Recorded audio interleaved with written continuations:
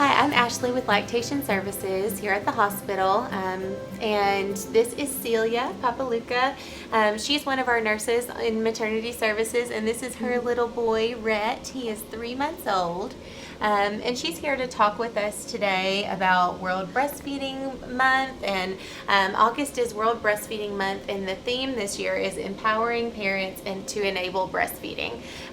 So we just kind of wanted to talk with you a little bit today about what your breastfeeding experience has been like, who has empowered you to continue breastfeeding as a working mom, and what support you felt like you've had in the workplace and from your family and in the community. So how has breastfeeding gone for you so far? It's gone really well. So I have a 2-year-old at home, Lucas, and I breastfed him until he was 13 months old. I basically got to breastfeed him until I had some bleeding with Rhett's pregnancy. So I got pregnant with Rhett when I was 11 months and could obviously tell that my milk supply was decreasing a little, but anyway, yes, so Rhett's breastfeeding experience, he's been breastfed exclusively since he was born, and our breastfeeding experience has gone great. We've had lots of support at home. You know, when I grew up, my mom breastfed all 4 of us kids. I'm the youngest of 4, and she had always kind of just encouraged that. Basically, since I was little, I just knew that breastfeeding was something I wanted to do. And of course I came and started working up in the nursery originally. Boy, this has been 3-4 years ago. Mom brain. I don't remember. I've been up here for a while. Yeah. Yeah, so when I got more up in here, it was more of a realization of, you know, breastfeeding is really healthy for me. It's really healthy for my babies. I think one of the main things that I really like about breastfeeding is I feel like the antibodies that they get from me protects them from getting sick. Lucas, he didn't get sick until he was over a year old. Like, no runny noses or anything. So I think that us being able to breastfeed really helped with that. But yeah, Rhett, he's done great from the start. We've really enjoyed the breastfeeding. We enjoy the bond, and you know, my husband probably appreciates that we don't have to spend a lot of money on food for the boys for basically the first whole year. So that's really nice too. Yeah, lots and lots of benefits. Yes. Now, we know that workplace policies, family-friendly policies, so things like paid parental leave makes a huge difference in the success for breastfeeding families.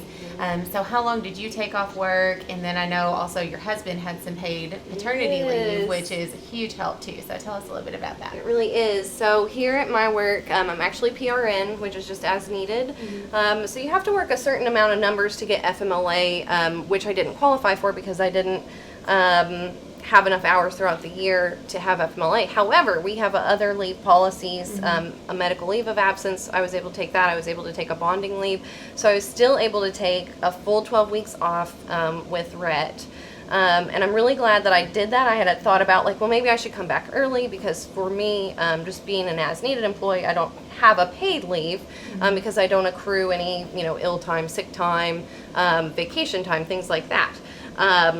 But I decided that, you know, for me and for our breastfeeding and just the way that I know how I am at work, I really needed the most amount of time. And of course, like with at home too, I'm mostly a stay-at-home mom except for my one day. You know, for us to get adjusted at home, you know, I really wanted to take that full 12 weeks off. And I would encourage, you know, you only get this time once. Yeah. If it's me, if you can take, you know, the full amount of time that your employer allows, I would encourage it. As far as for me, you know, those first 6 weeks, I can't imagine coming back right after that. You know, breastfeeding, it's a huge time commitment, and you know, especially at the start, and then after you get started for a while, it gets a little bit easier, a little bit less time. They get more efficient at feeding, so your time for feeding is not necessarily an hour like it is sometimes when you start. You know, it gets to be where maybe you're spending more like 10 to 20 minutes for feeding.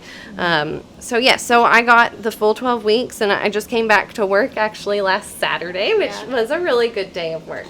And of course my husband, through his employer, he got 3 weeks of paid paternity leave, which was amazing. Yes, for us too, because I think a lot of the times men, you know, if they're not getting paid, they take whatever the minimum is for, you know, well, if I get paid for this amount, that's what I'll take, and that's all that I need. And I totally understand that. That's kind of how we were, but I mean, for us, we were so lucky that he got that time off. He was a huge helper, especially at nighttime when you first, get started. You're so tired. You're tired off the bat. They do the cluster feeding, especially in those first couple weeks where they just want to nurse all the time. So he would, he'd help in the night too.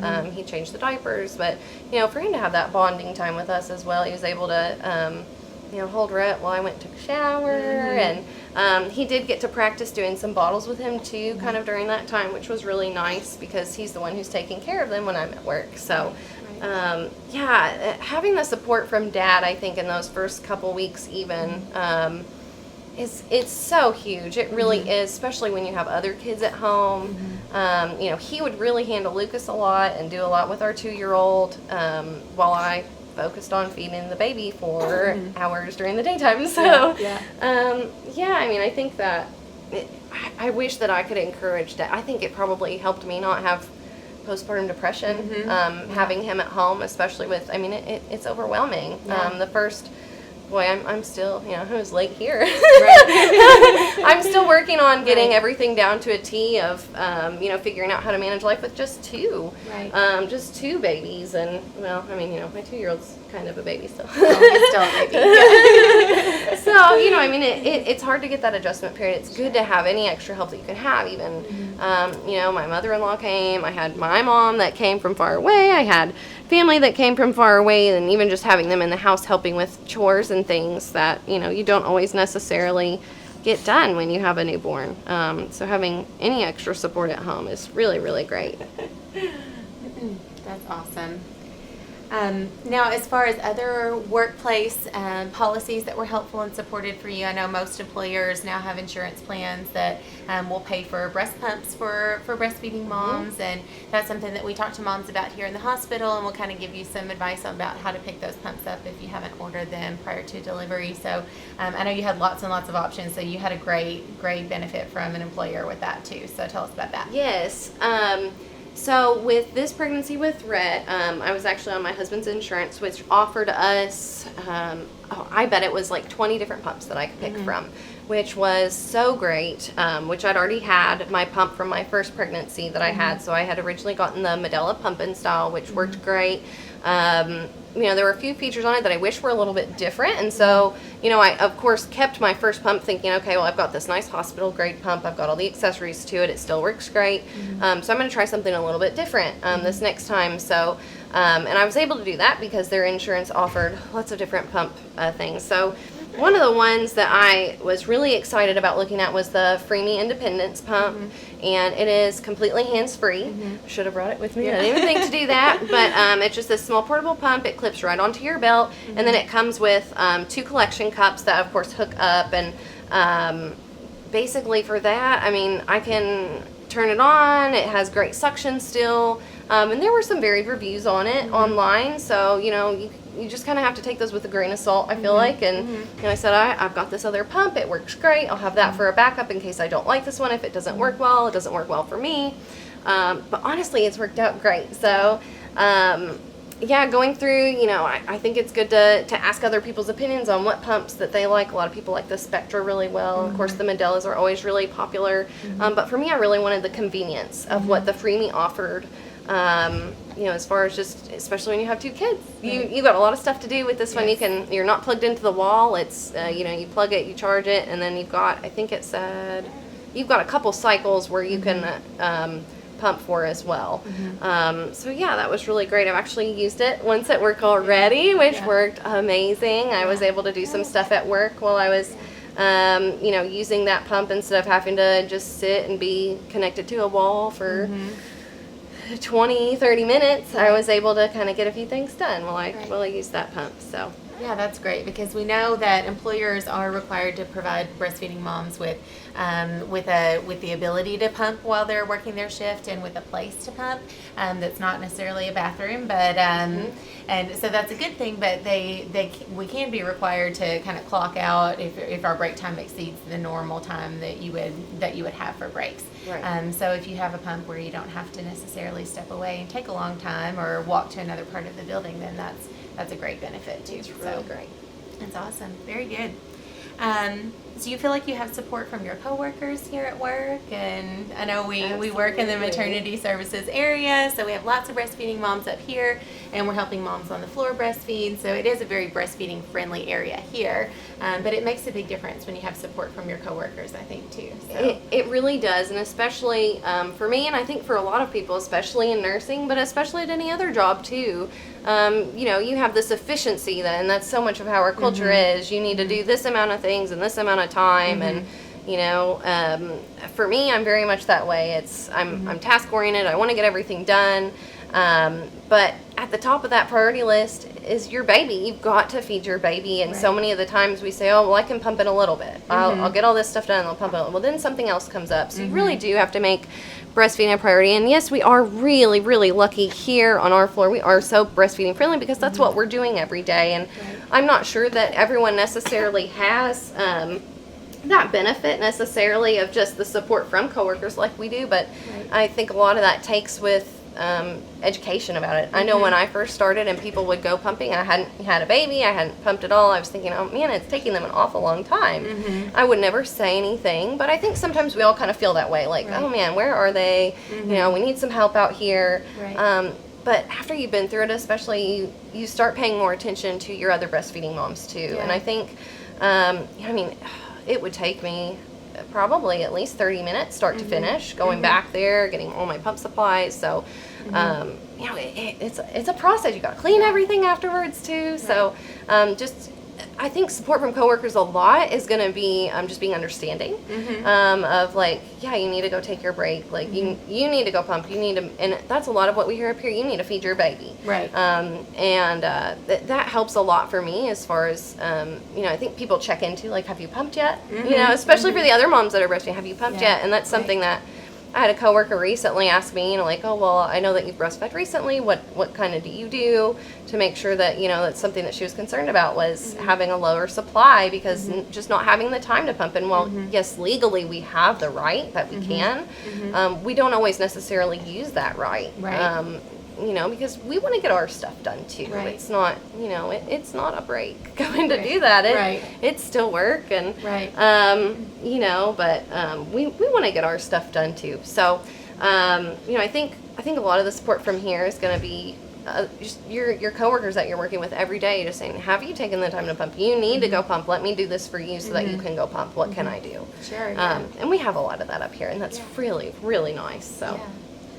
Well, and what we know too, and what we're learning more and more, even for employers, the benefit of allowing and making sure that happens for our breastfeeding moms is to know if we have healthier babies, we have fewer absences, we have healthier schools. It really benefits everyone and can be sort of more of a community health kind of thing. So it's a big benefit to everybody to support our breastfeeding moms. And here at Owensboro Health, we want to support all of our breastfeeding moms, and are working on some more initiatives to have more spaces available for our breastfeeding employees, and so hopefully things like that will be coming up in the near future that we can talk about and share with everybody.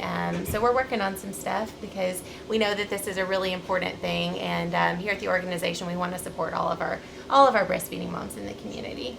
Anything else that you want to share about your breastfeeding experience and how we can empower other moms to make sure that they can continue breastfeeding when they're returning to work and leading busy lives? Because I know for me too, it's been kind of a similar thing with Emmy. My breastfeeding experience was a lot different than it is now with Violet, just because life is so much busier and more work and more commitments, and so things like the hands-free pump is a big deal so that you can get things done when you're on the go. But any other tips or anything you want to share? I think the more educated people are ahead of time and throughout the experience, if you find places where you can get information, meet with other people who have breastfed before, I think the more that we see it, the more that we do it, the more that we know, I think that makes things go so much smoother, and it really helps you succeed. Sure. Awesome. Very good.